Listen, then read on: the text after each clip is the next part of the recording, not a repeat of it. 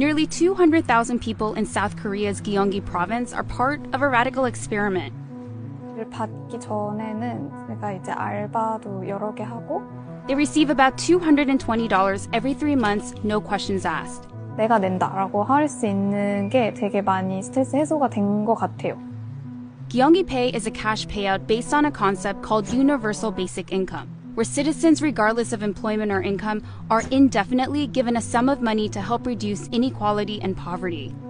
Universal Basic Income has different names, and the idea has been floated in other countries. The Freedom Dividend of $1,000 a month for every American adult starting at age 18.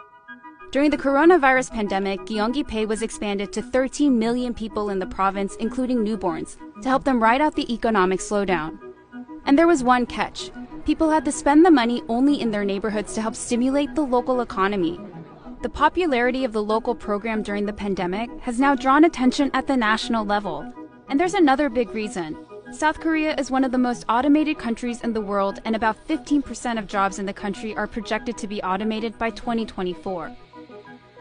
So some politicians, especially in the manufacturing hub of Gyeonggi, want to give all citizens about $430 every month to help prepare for a future with robots. So the success of South Korea's experiment could change how other countries think about adopting their own universal basic income programs. Lee Myung-ah has been part of what Universal Basic Income Watchers call one of the world's largest experiments of the concept. It gives 24-year-olds in Gyeonggi province $250 every quarter to help them get started in life. This money has allowed Myung-ah to quit several part-time jobs and focus on finishing her bachelor's degree.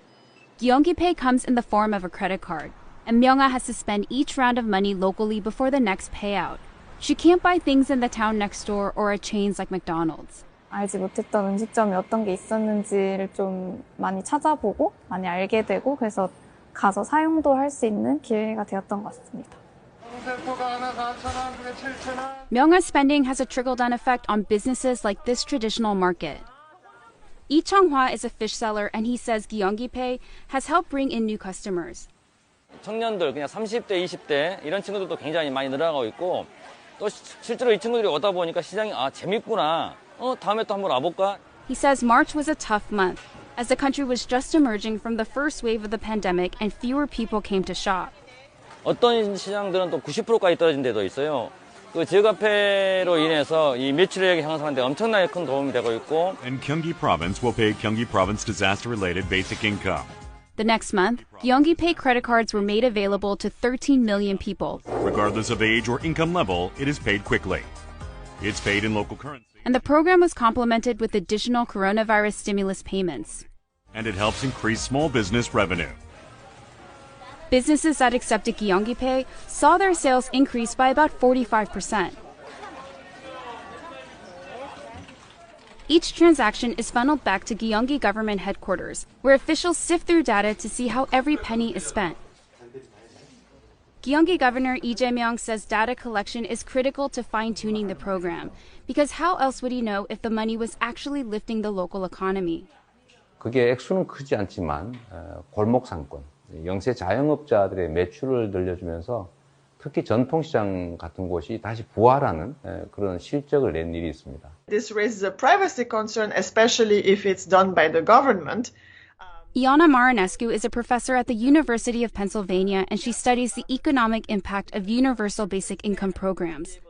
If you're being tracked, that means that the government, potentially, in a bad case scenario, might use that to exercise political influence. And so there's all these different aspects how, other benefits might be taken away from you. You might be put under pressure to do certain things politically. The Gyeonggi government said that it asks permission to collect data when people register for their credit cards online.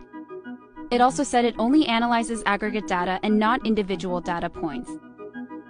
Marinescu says telling people where they can spend money sounds like an efficient way to boost local consumption, but this policy has a loophole. Money is fungible, and that what they're able to spend locally, that means they're saving on whatever other money they have, and that other money they can spend it on non-local or non-eligible types of goods and services. Governor Lee is using the success of Gyeonggi Pay as a pitch for the 2022 presidential election, and he's now leading in the polls. He's proposing to give about $430 every month to all South Koreans to make sure the country isn't caught off guard by job losses to automation.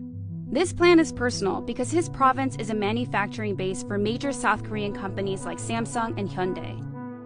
코로나19가 우리 사회가 앞으로 맞닥뜨려야 될 4차 산업혁명 시대, 소위 노동의 종말 시대, 극단적 양극화의 시대를 아주 급작스럽게 앞당긴 측면이 있기 때문에 새로운 기회 요인이었다는 생각도 하고 있습니다. There will be fewer and fewer jobs that a robot cannot do better. Universal basic income has also been championed by tech entrepreneurs who believe automation will replace workers. And unlike unemployment benefits that run out over time, these payments would be a stable flow of income. The governor's program would cost the country roughly $260 billion a year, and he plans to partly fund it through what he calls a robot tax, essentially a levy on factories that have automated their production. Some opponents who think a national program is too expensive say money should not be spent on people who don't need any help, but Governor Lee says all tax-paying citizens should be included. 이거는 복지 정책이 아니라 경제 정책이기 때문에 국가의 경제 정책에 따른 이익을 세금을 많이 내는 사람을 배제하는 것은 오히려 옳지 않다는 것입니다. According to a June survey, nearly 50% of South Koreans are in favor of a national universal basic income program, and they will have a chance to send a message to the government during the next presidential election.